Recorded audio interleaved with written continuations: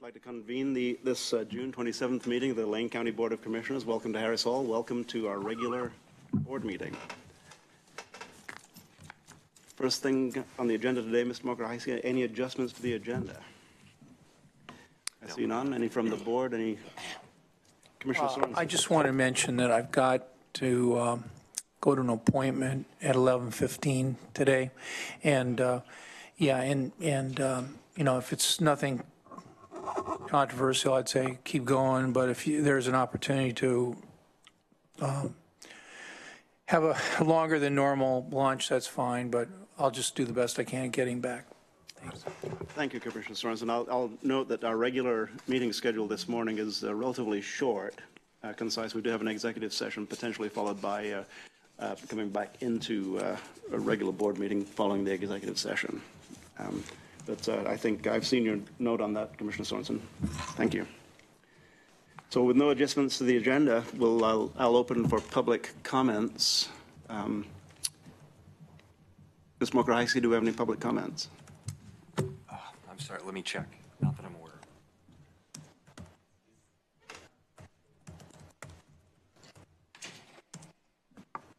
Oops, Jason. Oops.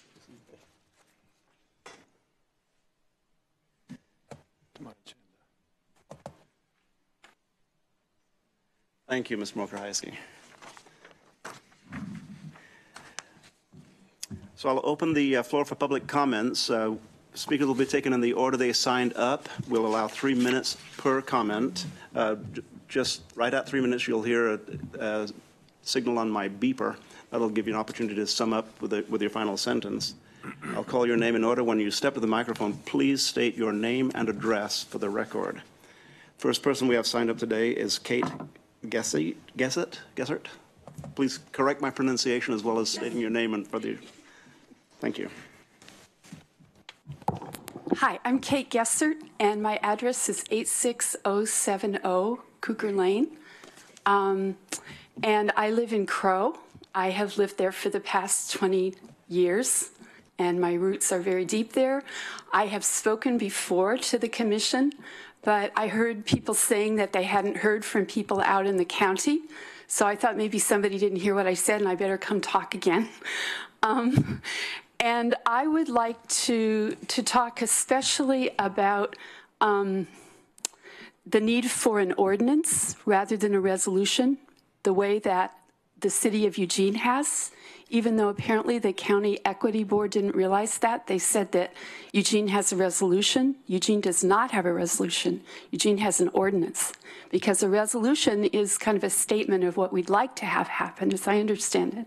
And an ordinance is laws, rules. And especially if Initiative 22 passes in 2018, and it takes away the protection that Oregon gave to immigrants in 1987, we really are going to need something with teeth in it, not just a statement of what we hope will happen, all of us. I went up the valley with my son this past weekend, and I was a little unnerved by what I saw, and maybe I'm not interpreting it correctly, but I just want to tell you, we were in restaurants in Woodburn, and there were no Spanish-speaking people who were the wait people in the restaurants. Usually you can't order very easily. I can't because I'm not bilingual. But all of them apparently were high school girls who were, young girls who were there for the summer, spoke good English. I don't know what will happen when they go back to school, but at the moment, they're the ones who are doing the waiting. We drove a little bit down the valley, and I do a lot of horticulture. I have a big garden, and we have a little farm, and I have struggled with marionberries. I know how difficult they are to get up on lines, up on wires. And so half of them were done, and the other half they were lying in big coils beside the road. And it was hard for me to imagine how anyone would be able to get them up now. They're going to bear pretty soon. And I wondered if that was partly because they hadn't had enough people to put them up. I started to worry. I saw an article I have been worried, but this sort of gave more teeth to it. I saw an article in Willamette Week a while ago from the contributions of New Americans in Oregon, 56% of agricultural workers are immigrants. Hand packers and packagers are 47%. Industrial truck and tractor operators, 44%. The list goes on. Now, two things I want to point out are when things are dangerous for undocumented immigrants, everybody feels unwelcome. And so the people that may start leaving are not only because they're deported, but people who are just leaving voluntarily to get out of here. Those I'm sorry, my timer was silenced, so it did go off, but please finish your sentence. Oh, okay. And many of the people who are immigrants who are working in agriculture are very highly skilled, and it will be hard to reproduce those skills. Thank you. Next person we have signed up is Roy Ward. Mr. Ward is the last person we have signed up today. Good morning.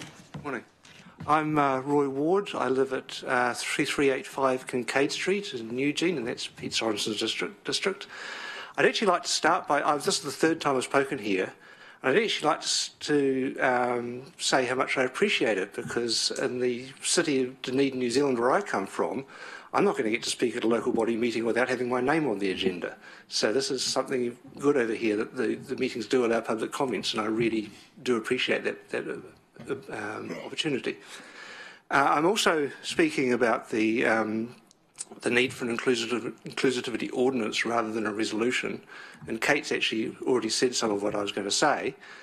But I think one of the things that I was here speaking 2 weeks ago, along with many other people, and one of the things that I heard afterwards was discussion that what was going to be put through had teeth, and this was then followed by it's going to be a resolution rather than an ordinance, and I don't see a resolution having the sort of teeth that's needed to protect the people that need protecting, particularly if the statewide law gets repealed. And I'd also like to add, I'm just going to move the microphone up a little bit. I'd also like to add that nothing in the proposal I have seen has any conflict with federal law. It's all, a lot of it is about a separation of powers. It's the state, the federal does its level of immigration. When there's nothing about hindering them. It's just more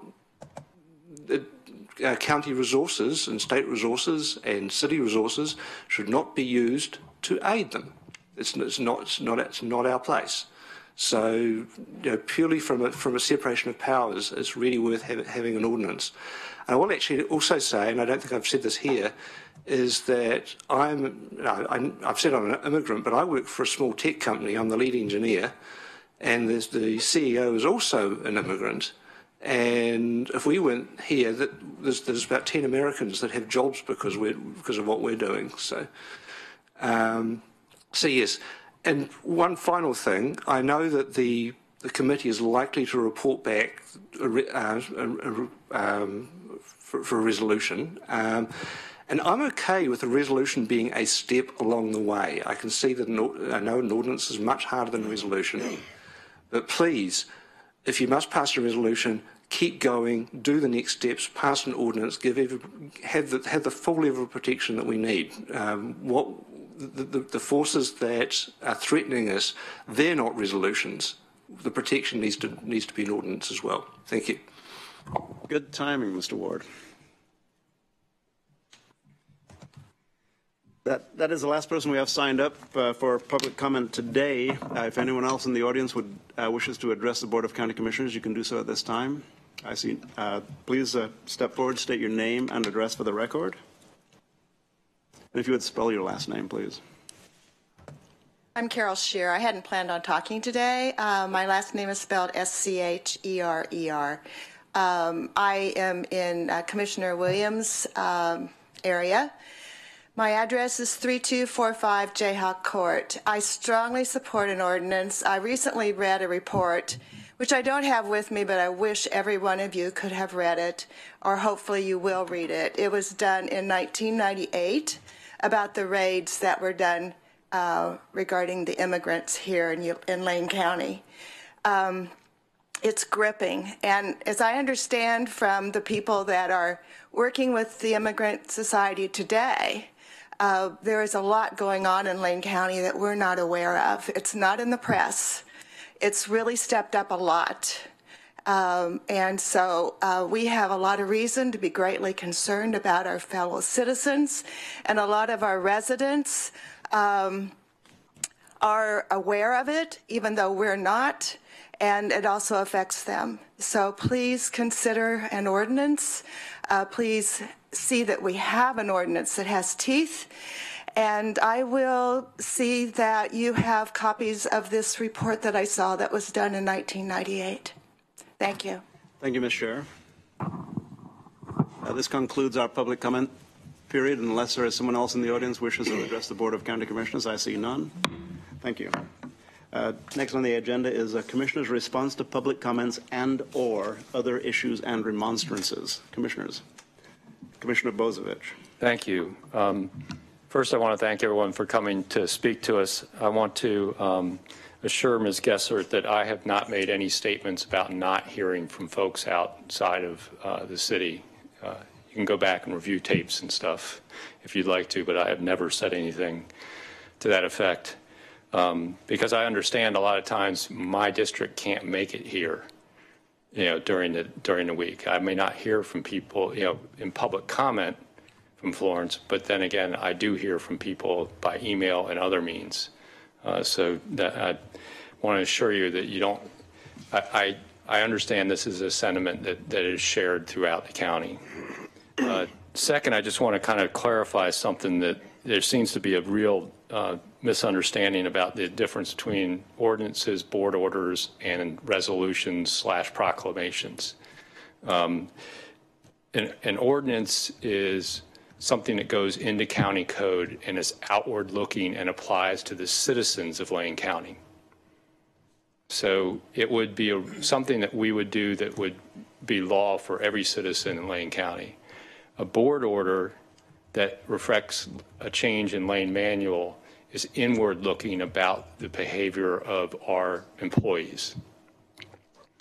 A resolution that just merely like we passed earlier this year, the unity statement, that's just an aspiration, like you understand. So I think there's something in between what you're describing in an ordinance and what you're describing as a resolution that you're that's in the middle there, and is really about making sure our employees adhere to state law relative to dealing with immigrants, and also, we maintain those separations of powers where we're not taking on federal jurisdiction.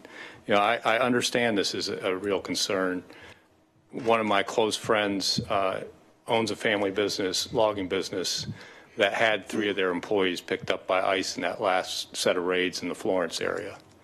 And, they weren't aware the employees didn't have legal status because they had presented legal documents to obtain their employment. But it was really hard on that business because it's difficult to recruit people to work the kind of hard work it takes to be at a log landing, to run chokers up and down that hill. And they pay $18 an hour to start. So it's a difficult situation right now out there. And the company sent a lawyer to the Tacoma holding area trying to help them out, and it was to no avail. So it's a difficult time. Hopefully we'll come up with something that will satisfy the in-between, I think, because I think there's not a law that applies to our citizens is not quite the same thing as making sure our employees are being welcoming and adhering to what the intention of the state statutes are relative to dealing with immigrant status and without breaking federal law at the same time. So I think there's an in-between there that we can hit. Thank you for the rest of the story, Commissioner Bozovich. Further comments from the board? Commissioner Sorensen. Just want to thank you both for coming, all 3 of you for coming today on public comment. I just wanted to briefly address one aspect of your comments, and that is the custom of local government in Oregon to have public comment.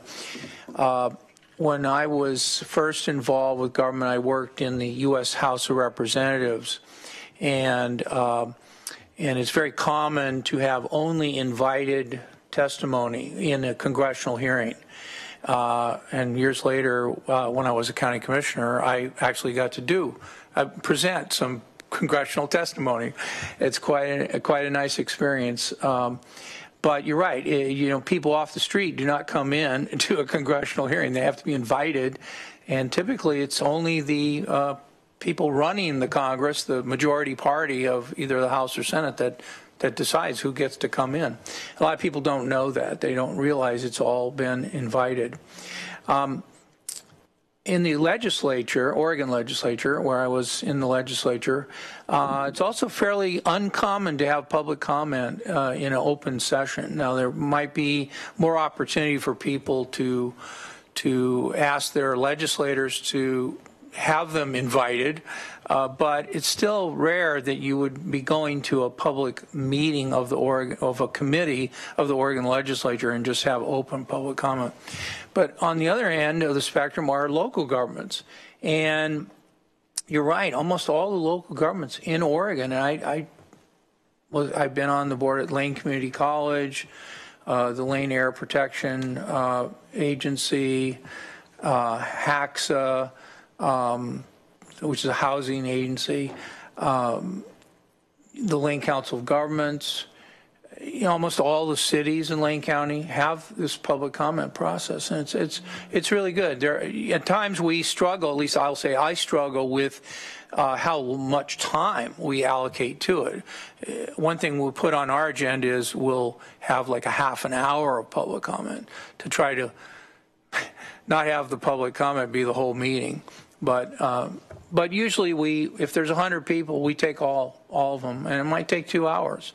But we do usually take all of them. Now, sometimes we've had to limit it, but usually it's open to the public. So thanks for coming in. And I guess on this other issue you guys talked about today, I will just say, we'll see what the committees, the Equity Board recommends, and address that, the pros and cons at that time. Thanks. Thank you, Commissioner Sorensen. Then this item on the agenda is Commissioner's response to public comments and/or other issues and remonstrances. Just a little response. In 1965, June 1965, I was 10 years old. I do the math. I emigrated to the United States in June of 1965. Found out within a couple of days of arriving in Tillamook County that we could catch a bus at 3:30 in the morning over to Forest Grove and pick strawberries, great Oregon strawberries. So within 48, probably 72 hours actually of arriving in the United States, at 10 years old, I was actually earning money, which was a remarkable thing. Throughout that summer at 10 years old, I picked berries, picked cucumbers, picked beans, and some days I made $7 or $8. And I'll tell you, I'd never seen a shilling in my life, in my hand before that. So to me, it was a great opportunity. And this country has always provided a great opportunity for people who have moved here from other countries. And I'm proud to have been born in England. I'm Irish in heritage, but born in England. And it's, since time immemorial, when sailing ships first came across the ocean, this was a welcoming country. I choose to believe that we are still a welcoming country, and we still are a welcoming state. And as we trickle down right to Harris Hall, we're a welcoming body of county commissioners. So thank you for being here this morning. I love the opportunity. Once again, I came to America, and all of a sudden I had money I'd never had other than my lunch money going to school in the morning before. So it's a great thing. We'll have an opportunity for announcements from the Board of Commissioners later as we move forward. Mr. Mokrahajski. Just an additional clarification, Mr. Chair, on the public testimony this morning, and apologize that my back is turned to the folks who spoke. The inclusion task force that we have formed as a subcommittee of our Equity and Access Board has met several times. They met last week for what I think will be the last time. I attended. Commissioner Farr had the ability for a few minutes at the beginning to attend.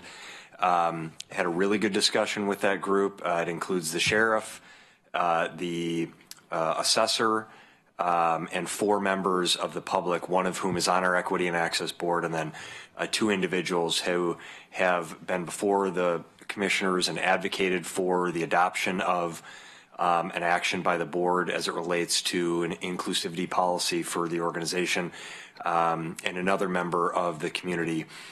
We tried to have a broad group of stakeholders that represent different perspectives and interests on the issue. So they met again last week.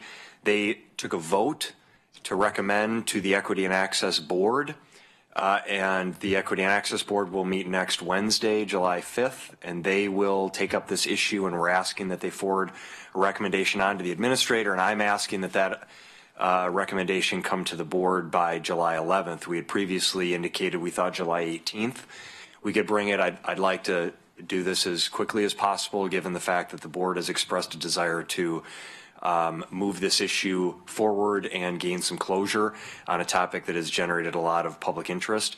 So Commissioner Bozovich did a great job of sort of talking about the different tiers of policies and laws in Lane County.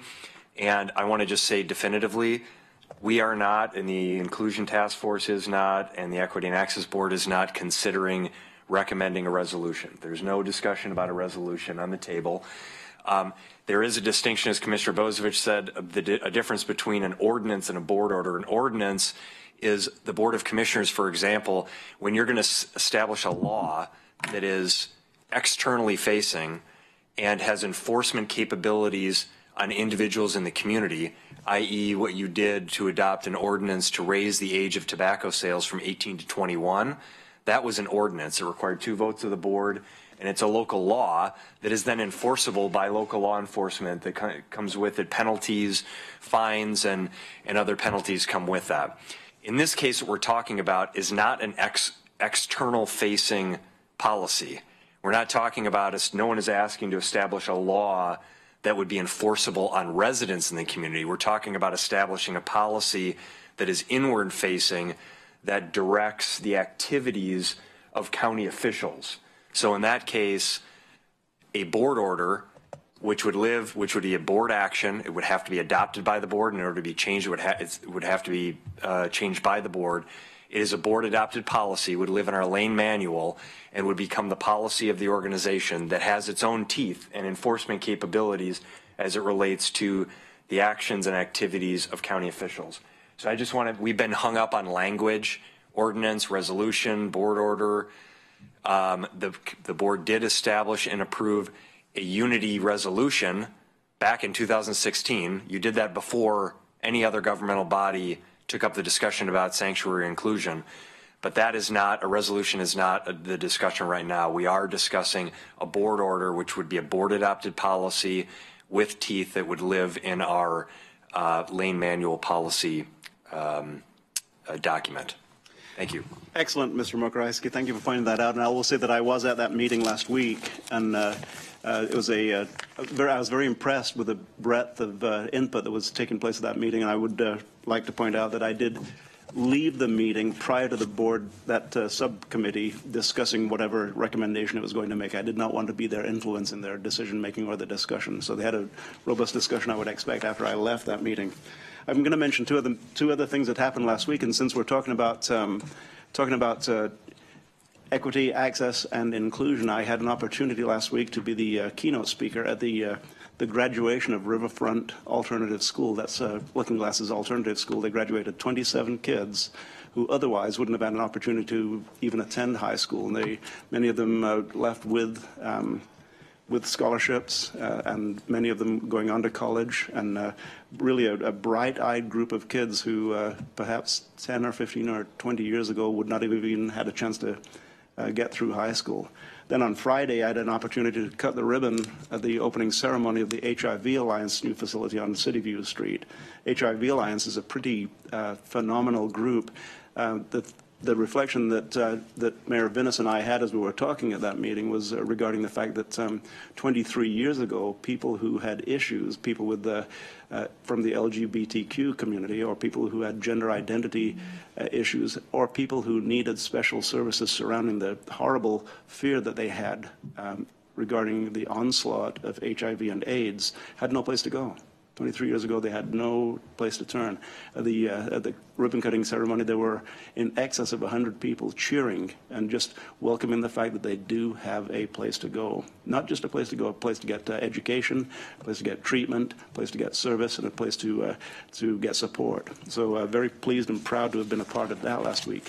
And thank you to the public for being here this morning. Any further remonstrances or announcements from the board? Seeing none, we'll move along to emergency business. Mr. Mokrahajski, any emergency business today? No. To the board, any emergency business? I see none. Then we have before us a consent calendar. Our consent calendar is considered routine by the Board of Commissioners and will be enacted by one motion. The motions are listed on our agenda. If you go to today's agenda and click the items, you'll see the entire detail of each of the motions, each of the orders that will be passed on the consent calendar. If discussion had been desired, it would have been pulled from the consent calendar and we would have considered the motion separately. So we have before us, board, the June 27th consent calendar. Do I have a motion? Commissioner Bozievich. I'll move approval of the consent calendar. Second. Moved by Commissioner Bozievich, seconded by Commissioner Lyken. Discussion to the motion? I see none. Then I'll call for the vote. All those in favor, please say aye. Aye.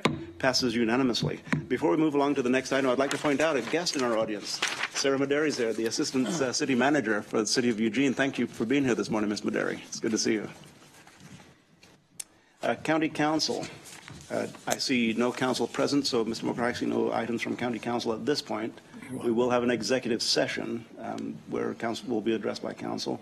County Administration, Mr. Mokrahajski.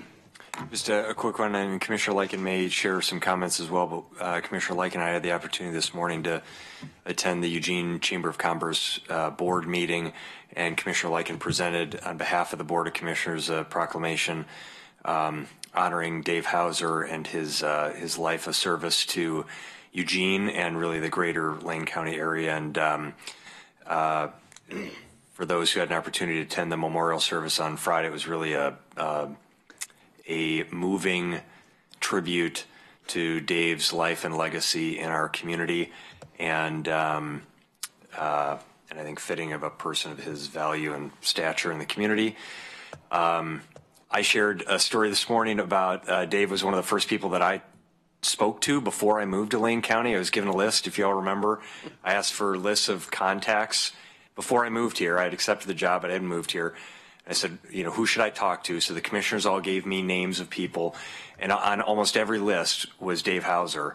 And I was told that Eugene and Lane County was a place where not everyone agreed all the time, but people seemed to agree about Dave Hauser as a person of integrity and humility, and someone who could be trusted and respected as a community leader. And he shared with me when I remember the conversation.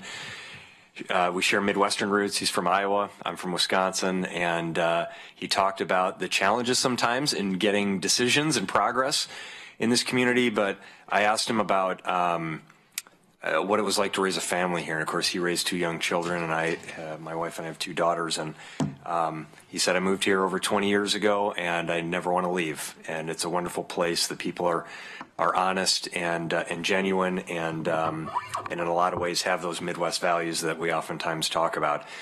And so I just wanted to make a note of that. And I think really what I found interesting at the memorial service on Friday was that people talked less about his individual accomplishments as the head of the Chamber of Commerce, and they talked much more about who he was as a person and how the character of the person that he was.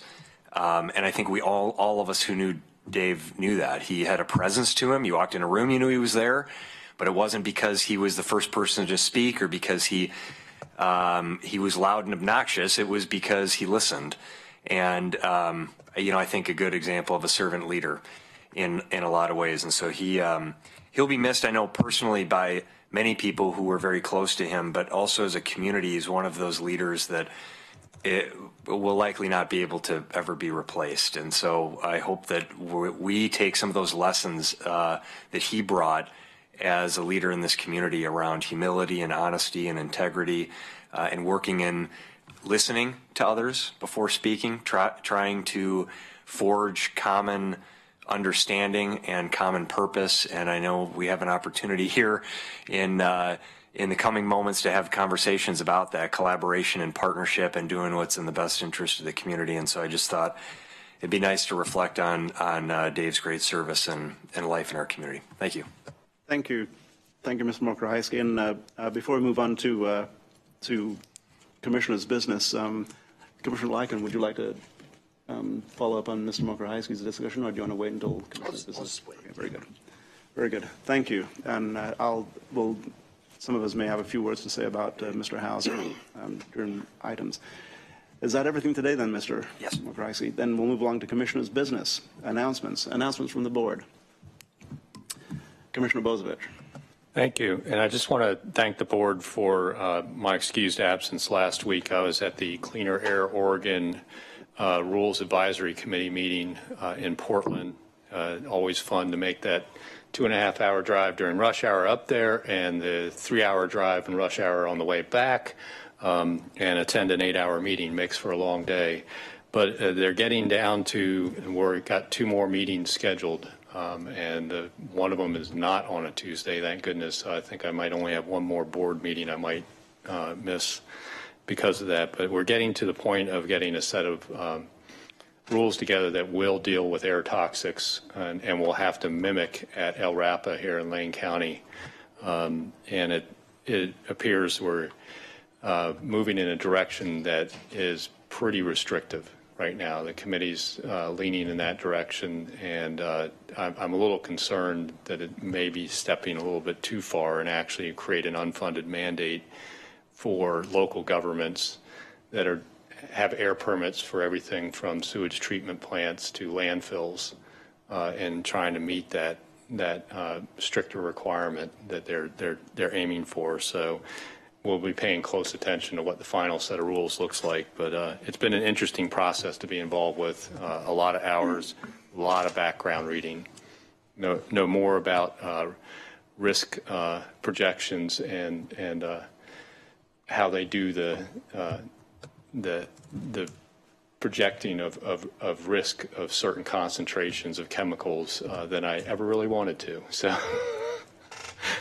Learning some new things. I also just would like to note that last week my guest on the Bo's Nose show was Susan Lopez, the executive director of Kids First. Fascinating interview. It's an amazing nonprofit in our community that nobody knows about. And if you have a chance, now the show's on archive. You can go, Google the Bo's Nose show and find it. But they're doing some amazing work with children. The folks that work there, my hat's off to them. I don't think I could do that daily, deal with kids that have been victims or witnessed crime in the way they do. And they've got a fundraising event coming up soon, Winetasia. I think it's late in July at Sylvan Ridge, and you can find that a link to that on their Kids First website if you go to kidsfirstcenter.net, I think it is. So get a chance, go back and listen to that Bo's Nose show and learn about an amazing nonprofit here in our community. Thank you, Commissioner Bozievich, and thank goodness a lot of people in the county do know about Kids First, including a pretty broad board that reaches deep into the community to gather support for Kids First. I really enjoy working with Kids First, and they have a great mission. Further announcements, Commissioner Lycan. Thank you, Mr. Chair. So to get the really good news out of the way, because we'll be down next week. So Saturday, July 8th, I will become a father-in-law for the very first time, as my oldest son, Zach, will be getting married. And we're going to be welcoming a daughter into our family finally. And the funny thing is that all through high school, they were very close, very best friends, and never dated once. And it was afterwards they realized, Okay, I guess this makes sense. So here they are, and so we're very, very excited for both of them. Also, I just last Thursday we had a media event over at OCOG, and this is something that came from the MPC, and where we kind of developed this group we'll call it the Safe Lane Transportation Coalition, and this includes our MPO partners. As we all know, Lane County, unfortunately, has led the state in traffic fatalities, both in 2014 through 2015. And I'm not sure we have the final data from 2016 yet. And I think we all understand this is completely unacceptable. So ODOT is funding a person that will be working directly with to address these issues in particular. But I also want to say thank you to our Public Works Department here at Lane County. I like Tim Elsey's innovative approach to this, and where Public Works, along with Health and Human Services, and of course with our law enforcement. They will be involved in, like, for instance, if there's an accident, they'll be involved in that investigation. And it's really been interesting to see the response from citizens, as it's things just as simple as signage. Maybe an engineer can take a look at a guardrail. I mean, things like that don't cost an enormous amount of money, but yet can really work towards saving lives. And so I was really pleased that we were able to get messages out last week, and I expect this to be ongoing. And hopefully Lane County will not be leading the state in this particular issue any longer. And so I'm glad to see all of our partners working towards that goal. And then finally, I'll just quickly just comment. It was an honor to this morning before the Eugene Area Chamber of Commerce Board. And as Mandy Jones, the chair of the board, made note that this was their first board meeting without Dave, either on phone or obviously there in person. And so as the head of the chamber, and so it was, you could see the emotion just with the members of the board, but they were very grateful.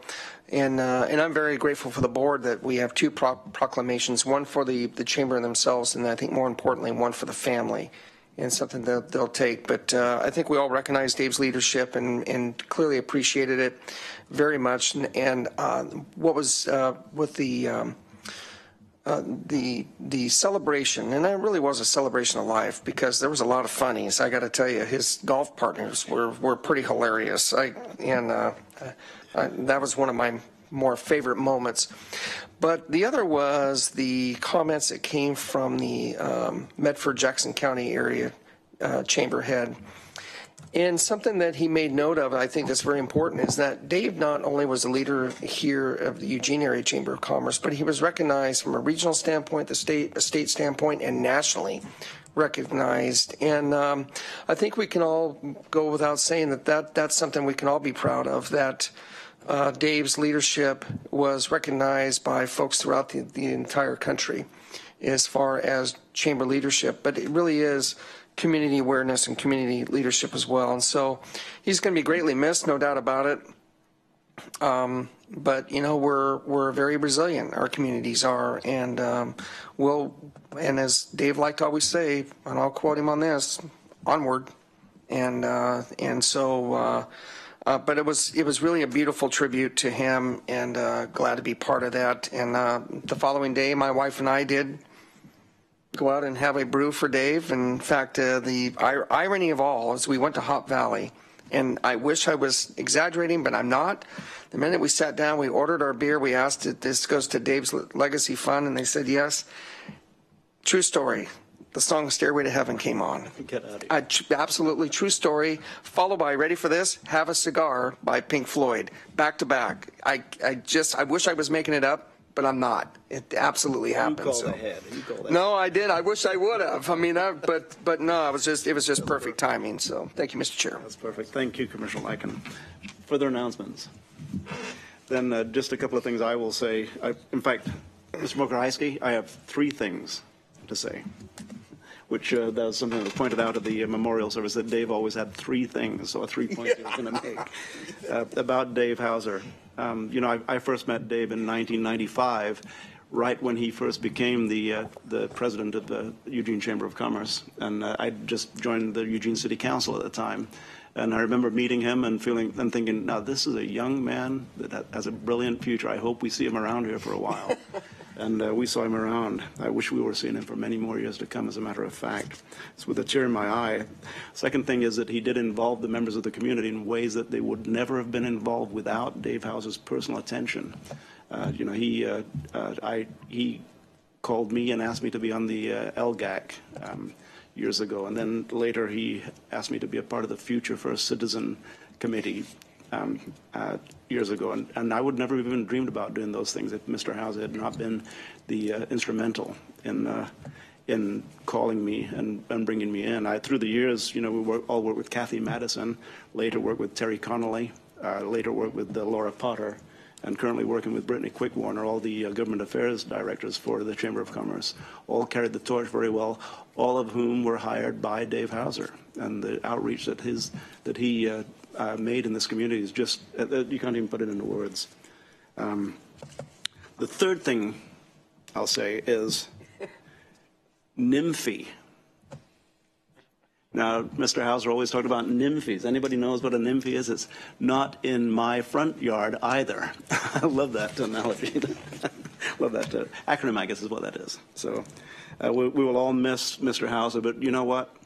Every time we turn around in this city, we will not be missing Mr. Hauser because he had such a great impact on this community. And my heart, my prayers go out to Diana and the family. So thank you very much.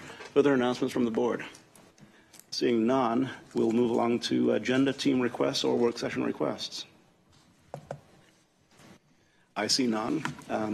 Then today we will have, I'll just talk very briefly about the balance of the day. We're going to be going into executive session in a few moments. We reserve the right, as I'll state in the language, we reserve the right to come back out of executive session after we have 2 discussions. We have 2 agenda items in executive session. If we do enter back into regular session after the executive session, we'll do so in Harris Hall. So we'll reconvene in Harris Hall for any subsequent regular session this morning. This afternoon we have Public Works, and then this evening, long awaited, and I've been looking forward to our discussion with the Eugene City Council on Envision Eugene and urban growth boundaries and the future of how people are going to live, work, and travel in Eugene. So at this point then, seeing no further business, I will read us into executive session. The Board of County Commissioners will meet in executive session to conduct deliberations with persons designated by the governing body to negotiate real property transactions and to consult with the council regarding the legal rights and duties of a public body with regard to current litigation or litigation likely to be filed. This executive session is held pursuant to ORS 192.660, which allows the Board of Commissioners to meet in executive session for the purposes listed above. Representation of the news media and designated staff shall be allowed to attend the executive session. All other members of the audience are asked to leave the room. Representatives of the news media are specifically directed not to report on any of the deliberations during the executive session, except to state the general subject of the session as previously announced. No decision may be made in executive session. We reserve the right to come back out into public session should the need arise. At the gavel stroke, the regular meeting will be recessed, and we will be convening upstairs in the BCC room in executive session. And Mr. Mokrycki, the language that I read included everything that we'll be discussing in the executive session today. It's property transactions and litigation are the 2 items that were listed. Then we are recessed.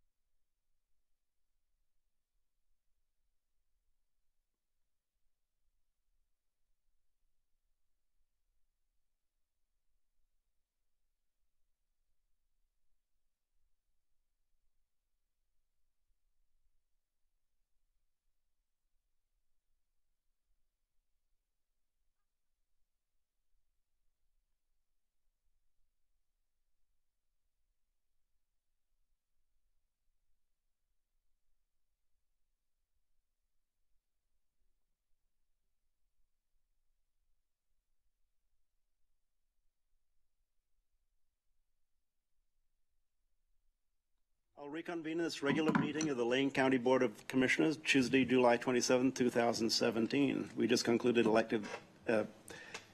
executive session. And Mr. Mokrahajski, we have in other business, item 10 on our agenda, other business, we have just posted on the web, order number 170627-10, in the matter of granting the county administrator authority to negotiate a real property transaction for location of a new county courthouse.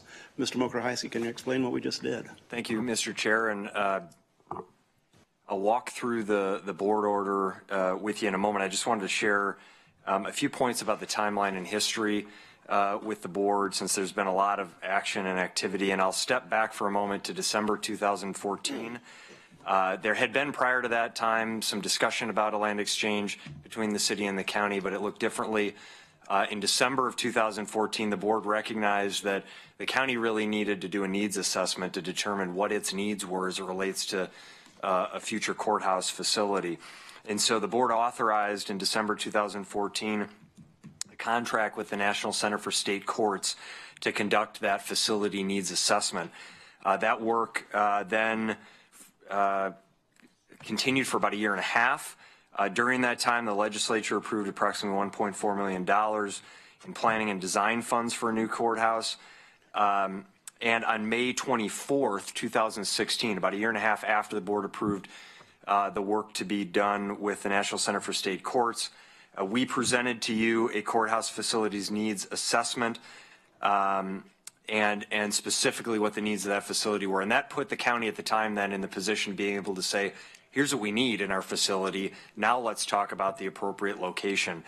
The board on May 31st then had a work session and expressed a desire to engage the City of Eugene in a collective and cooperative planning effort for downtown development, understanding that the city had important facility needs and projects that it was pursuing, and we all had a collective desire to look at a vibrant, healthy downtown with public space and a permanent farmers market. So we did that work. You had a joint work session with the City Council on July 14th, and on August 30th, we formed a task force and brought our parties together.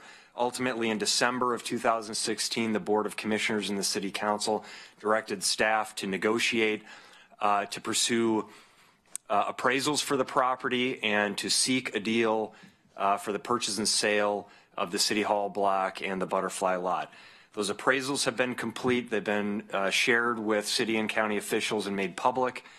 And we have spent the last several months in negotiations with city staff, and we're very pleased to be here with you today to present the results of that work.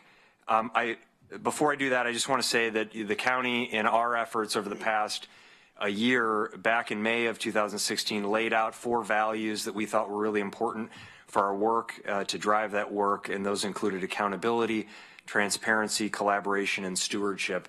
And so those values that the board established have really guided our work over the past several months to come to this point. Mr. Chair, I'll walk now through the deal points with you briefly. You have before you a board order that has been posted online and is available online for the public to see. And the last page of that board order is Exhibit A. It's titled Property Exchange Deal Sheet, and I'll just briefly walk through. This is the identical language that the City of Eugene Council adopted on a 7-0 vote last night, and they requested that the board consider this and approve it in its same form by 5 p.m. tonight. Staff supports this language because we were actively involved in developing the language along with city staff, and so we think it represents not only the interests of the county and the interest of the city, but more importantly, the common good of the community.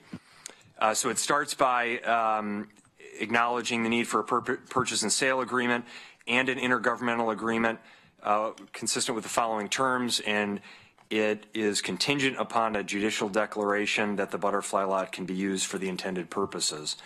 The first point addresses the specific properties to be exchanged and the price. for that exchange, that the county will pay the city $3.99 million fair market value based on the joint appraisal work for the full City Hall block, and that the city will retain a 5-foot easement along 8th Avenue on that property, that the city will then pay the county $940,000 for the northern portion of the Butterfly lot for the future home of the City Hall, and that the Urban Renewal Agency will pay the county $940,000 for the southern portion of the Butterfly lot for reestablishment of the original park, the original public square, and a permanent farmers market. The second point addresses the legacy of the historic public square. This is at the heart of this deal between the city and county that we have long talked about, the facility needs between the organizations, but really what brought us together in the end, I think, was the recognition that there is significant public value here in restoring the historic public square to its original intended purpose, to solidifying a permanent home for the farmers market, to creating a vibrant and healthy and safe downtown for all residents to come and visit and to access public services.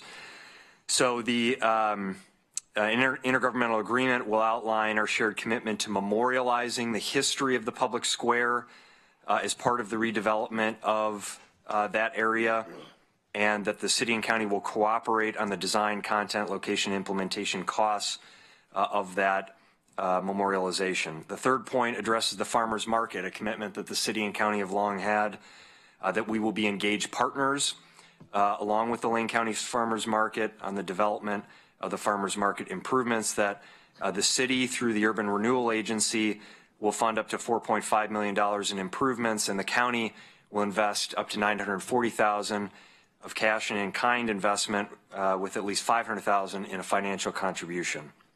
This makes the city and the county co-equal partners in the development of a project that we value equally.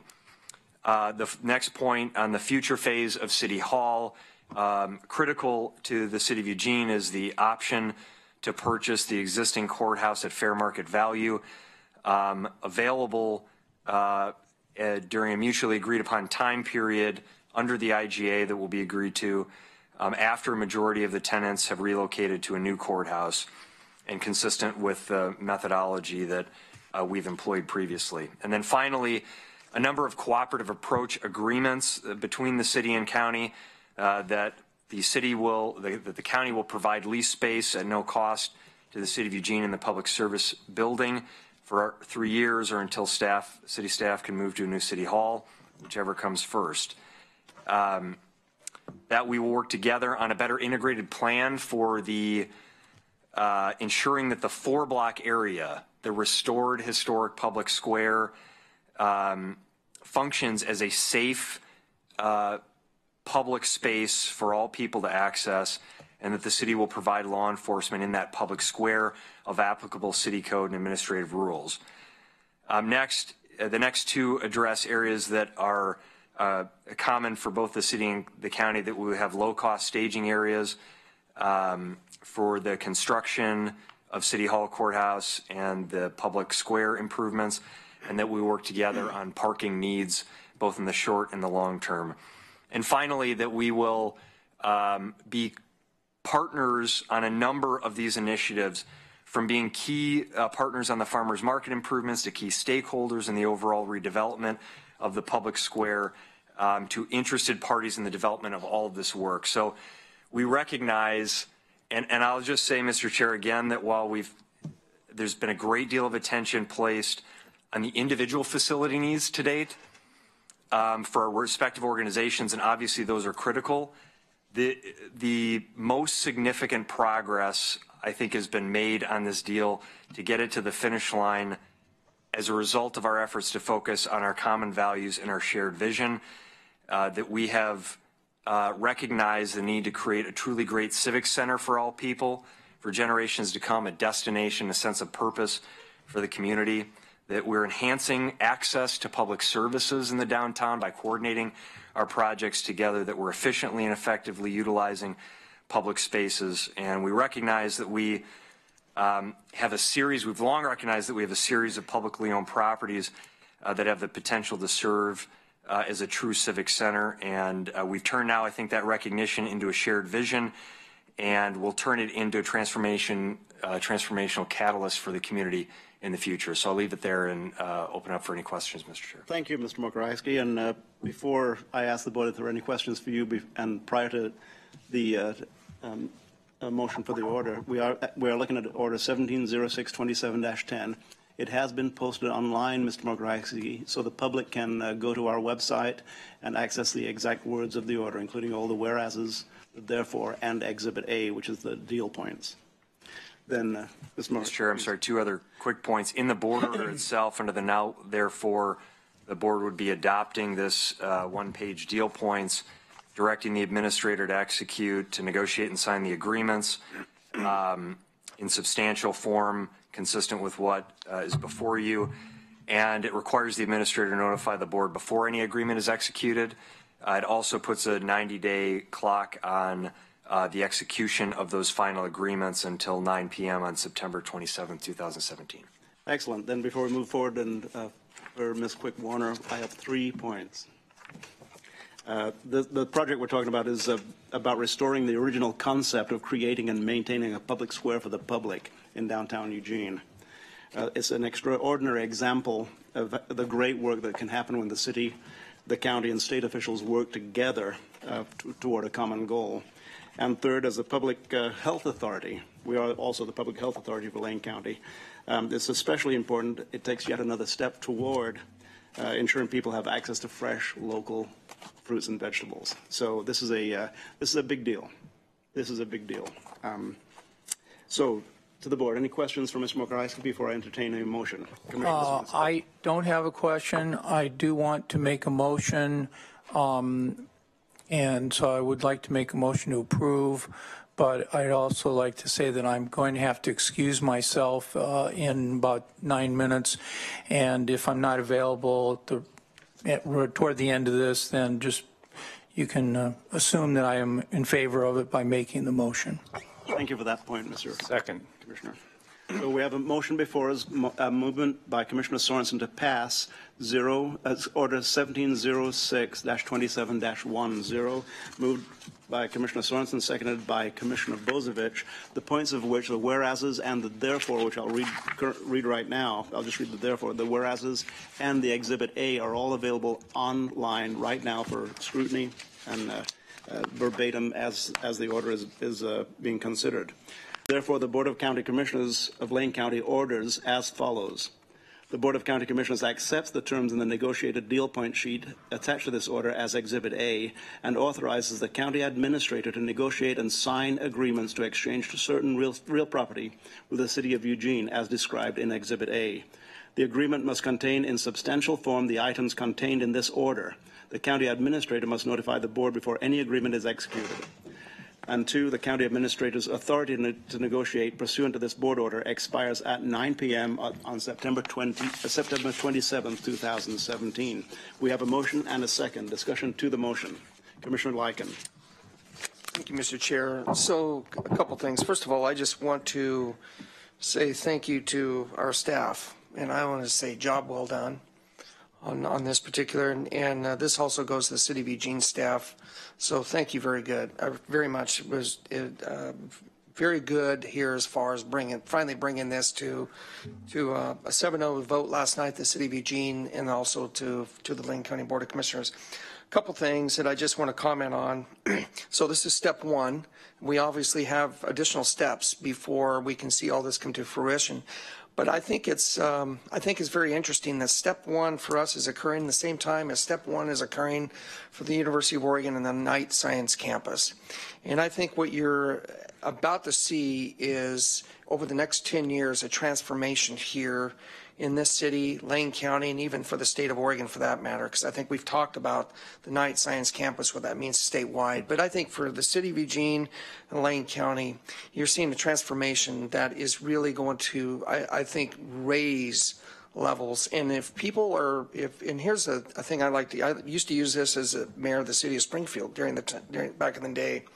If I'm in the real estate business and I'm seeing what's going on here, that the public and the investment that's being made, not only here, but at the U of O, I'd be very bullish on real estate value here in the next 10 years and beyond. And so I think that's what you're really, in a sense, seeing here is more than just court facilities, more than just, county facilities or facilities buildings. You're really seeing something here that we really haven't seen before. And so I just want to say to our staff, congratulations on that work. To the Eugene City Council, congratulations on your vote last night. And this is really going to set the tone, I think, for, I would say, a very fruitful future for Eugene, Lane County, our citizens here, and to invest in not just what's going to happen as far as a Knight Science campus and invest here, but this is about startups. This is about incredible opportunities, and you can link this together. You can link this together because you talked about, Steve, you talked about earlier, the public square. And this is really, if you look at successful downtowns, and you look at successful communities, having that really strong public square is very advantageous. And if you don't believe me, look at successful communities around this country, and you have one in the northeast corner of the state of Washington, a city called Spokane. Look what they've done to revitalize. It's been tremendous. We can do the same thing here. So again, congratulations, and I will strongly support this motion today. Thank you, Commissioner Like. And I'd like to point out in the audience today is Ms. Liz Rambo, who's representing the courts here today. Thank you, and our regards to the presiding judge. Thank you for being here today. Now, for the board, I would love to pass this prior to Commissioner Sorensen stepping out and have further discussion about the motion as opposed to the motion. That's okay to do that. So we could take the vote right now, allowing Commissioner Sorensen to participate in the vote and then continue discussion regarding the past motion, presumed past motion, subsequent to that, without any objection. I'll call for the vote. All those in favor, please say aye. Aye. Aye.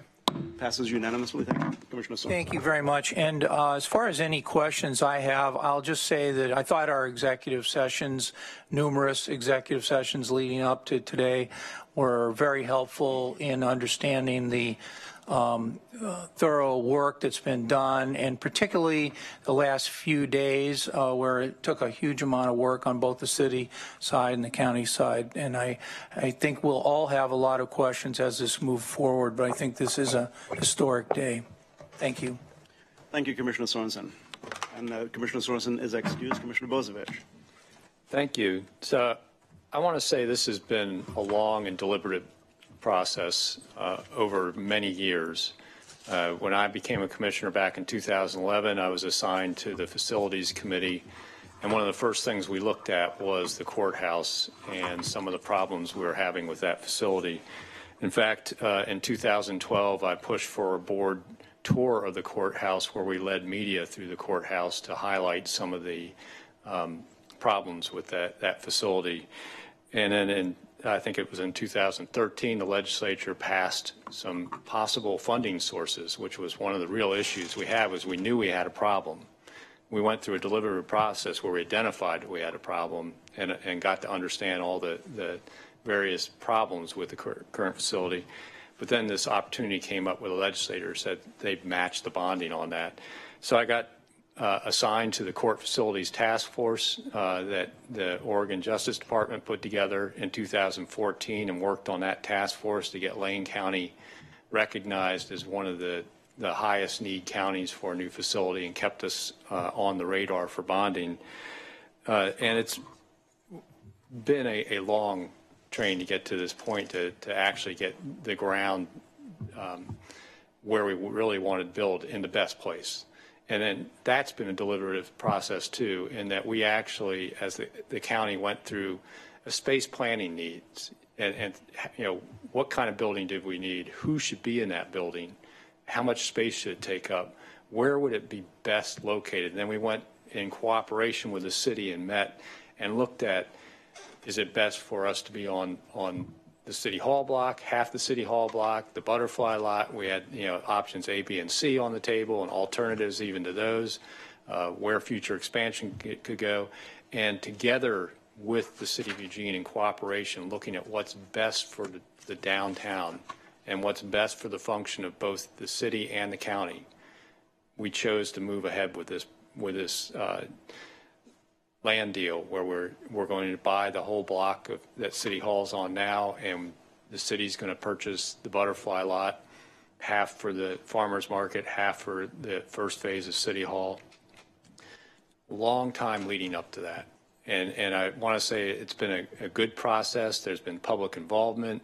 We've had public testimony at numerous meetings over the years about this process. And this is the culmination of all of that. And it seems like it happened rather quickly over the last couple of days. I just want to real quick throw a quick thanks out to former Representative Val Hoyle, who recently lent some of her support behind the scenes to getting to yes with everybody. And I think we've really come up with something that's going to be great for downtown Eugene. And downtown Eugene, everyone needs to remember, is also the county seat for Lane County.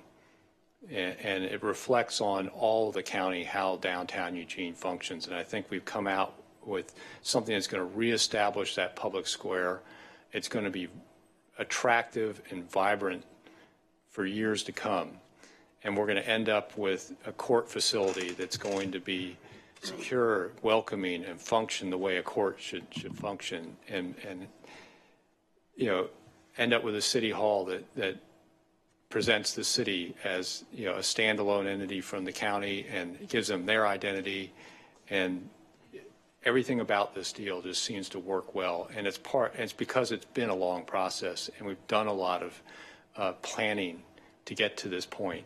It's not just something that happened overnight, and I want to recognize that there's been a lot of staff time and even turnover in the city council and county commission since this process started.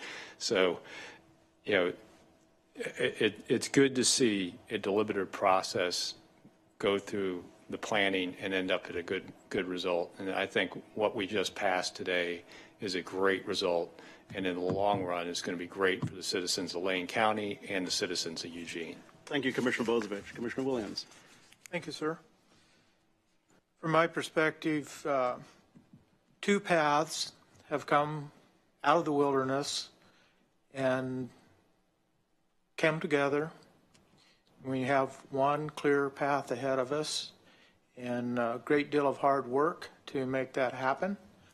And I appreciate all those who labored hard and long to get to this point. I'm reminded of Commissioner Stewart, who used to occupy this chair, and my thanks to him as well, as he was one of those folks that struggled to get to this point today. So with that, thank you. Thank you, Commissioner Williams. Anything further, Commissioner Sorensen? Anything? I was thinking that Commissioner Sorensen left and we voted already, so. I'm good. Thank you. I'm good, Mr. Chair. That's far, thank you. I'm not going to say anything else. Actually, I just want to point out that Ms. Rambo is here, and please pass along to Judge Rasmussen. I remember the day that Councilor Greg Evans and I walked over to the office, and Judge Rasmussen got deeply involved at that point in time, and was really instrumental in helping us to gel on the project as far as the courthouse is concerned. A lot of people to thank. Angela Norman, you're sitting here. I promised you this a long time ago, and I said it would go slowly, perhaps, but I think the next big step is happening right now as you sit next to Sarah Means, and you guys have been talking about this for a long, long time. To Denny Bro and to Sarah Maderi, thank you for being here, and Brittany Quick Warner here for the Chamber of Commerce. I wish, deep in my heart, I wish that Dave Hauser was here, because this is a huge dream of his, and without Mr. Hauser, much of the things that we're able to do downtown would be far more difficult for us to move forward with. So we're all thinking about Mr. Hauser at this point in time. Lots of people to thank for this, certainly the people sitting at the table, but this is a big moment in time. Back in 2011, when I got kicked out of my office over at City Hall, and because I was told it was going to get ripped out, and I moved into a little office over here in the county building as a city councilor, I thought, well, in a year or so, we'll be back in a city hall. Then I got elected county commissioner, and we're still moving toward that. But really, the deliberative process has been a very good one. It's got us to a point where we are really providing we're not just providing a courthouse and a city hall and a farmer's market. We're providing a vision for the public square that has never really been looked at quite this way before. I'm excited for the future. I'm excited to sit in my rocking chair or sit next to the bank fishing and think about the buildings that are going to be happening down here and the lettuce and tomatoes that are going to be sold down here. Everything's really exciting. So we've already had the motion. We've already passed the motion. Any further discussion to this item? Very well. Thank you all for being here. We will be, after recessing, we'll be coming back into session on at 1:30 for a second reading and public hearing on ordinance number 1352. Without additional business this morning, Mr. Mokrzycki? Mr. Chair, I just thought I would let you know that since all these decisions have come together rather quickly, there has been a news conference planned between the city and county and the farmers market and the chamber and other officials, and so I understand that is planned to happen at 12:30 p.m. today in front of the farmers market, and so welcome anyone who's interested in hearing more about that and hearing from a number of public officials on the actions from the city council and the board today on this issue. That's at 12:30 over adjacent to farmers market, I believe. Excellent. Then without further business this morning, we will be in recess until 1:30 this afternoon.